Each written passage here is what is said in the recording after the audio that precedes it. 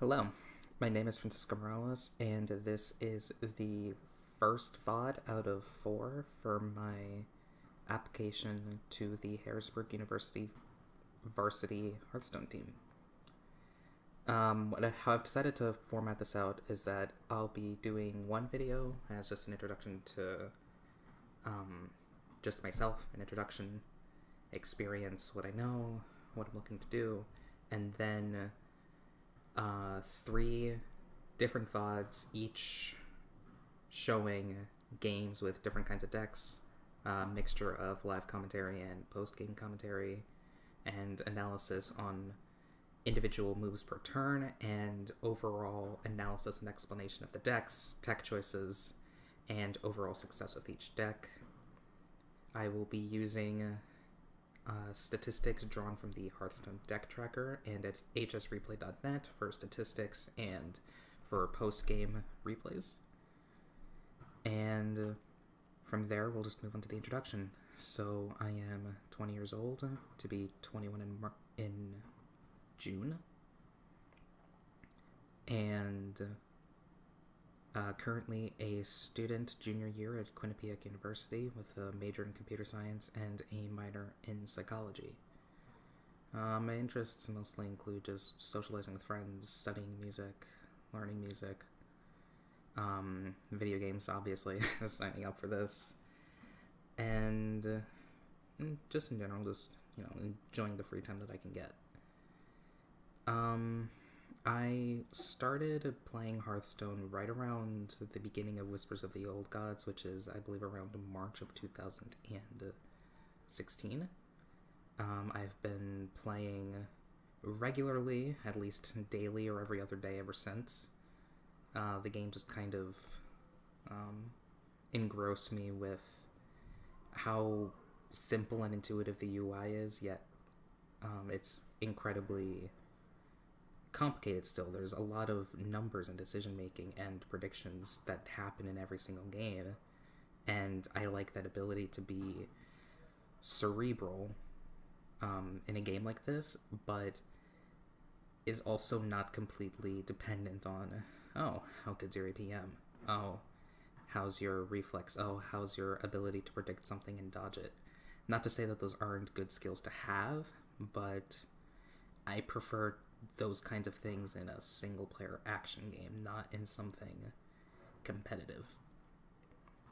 And so Hearthstone's really stuck around with me as a game that I just can really be competitive in and really enjoy it, because from things like deck building to just having friendlies with people around me and playing, funner, more casual decks, or going into ladder or into small tournaments and playing the meta decks, playing the archetypes that are actually strong, but then putting my own twist on it with a couple cards teched in. There's just a lot of options, and it's really what's kept me into this, and is why I'm here now, because I've never really had the opportunity to be on a team in any kind of serious capacity. There was a tiny experience with a TESPA event, but that didn't really stick through because of bad management. We only ever really got one game in, and it just collapsed in and of itself. It happens. My general attitude towards playing games is that, above all else, a game should be fun. And again, that's one of the reasons why I've managed to stick with Hearthstone for these past 2 years, is that it's just something genuinely fun for me. Even in a situation where the game might be heavily tilted against me, or I'm playing an incredibly bad matchup, there's still something to be salvaged from that I can enjoy in some way. Whether it's, oh, maybe I should have gone for this play in this situation just to try to stay alive to the next turn, or maybe I was being a little too aggressive because I was afraid of the matchup going late when I could have had these options as fallbacks.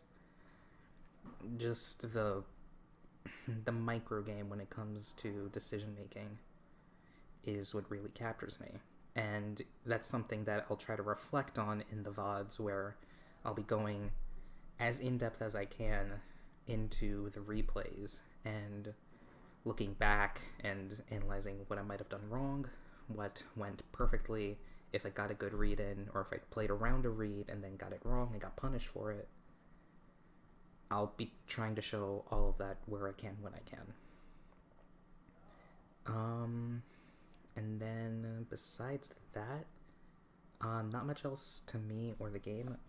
Before I forget, I have Battle Tag Selenite 11807. I don't believe that's in my submission form, but I also don't recall seeing a box for it, and I don't see it in the email that I got confirming when I submitted it. So, I guess take my word on that. I don't know. If you need further verification, I'm more than willing to do some kind of call or photographic evidence or whatever might be needed. And besides that, I guess we'll just move into the decks that I'm going to be using. So I tend to keep my deck list small just because 18 deck slots is nice, but having to flip through pages can be a tiny bit annoying. So the 3 decks that I will be going through are Millrogue. Millrogue here, nothing super special. I'll be going more into the actual deck analysis come the VOD for that specific deck. Control Warlock, which is something that I designed right as the February nerfs were coming in, because I expected Control Lock to just completely take over the game, and I was right. And it's gone through a lot of modifications, and I'll probably be spending like a solid 5, even 10 minutes on the Control Lock video just explaining the deck construction and the different tech choices that have been made and have been replaced. And then finally we'll be doing one with Aggro Murloc Paladin, which is a fairly straightforward deck, but the fun thing with aggro decks is that they can have a lot of micro decisions going on with the mulligans in the first turns. And, well, I feel that in a lot of ways aggro decks can actually be more punishing to bad decision making early, because if you go in too hard, or if you go in not hard enough, it can pretty much immediately lose you the game. And so it's extremely dependent on reading what the opponent might have and might be doing to try to figure out what you're going to do and how to play around that. So that'll be one with a lot of in-game commentary. Control Lock will as well, but it'll be a little slower. It'll be probably more consistent because the Control Lock deck usually goes like 20 plus turns, so every turn's gonna have something to do. And then besides that, I believe that is it. If I can be contacted at the email I have already provided, moonrideram@gmail.com. I can be contacted here on Battle.net, Selenite, tag 11807, and I can also be contacted on Discord, which, trying to pull up my number now, I don't see it. Oh, Streamlabs. You can also be contacted on my Discord, Selenite, tag 2508. That will wrap up this video, and I will see you in the first deck analysis and gameplay, where we will be playing Millrogue. Thank you.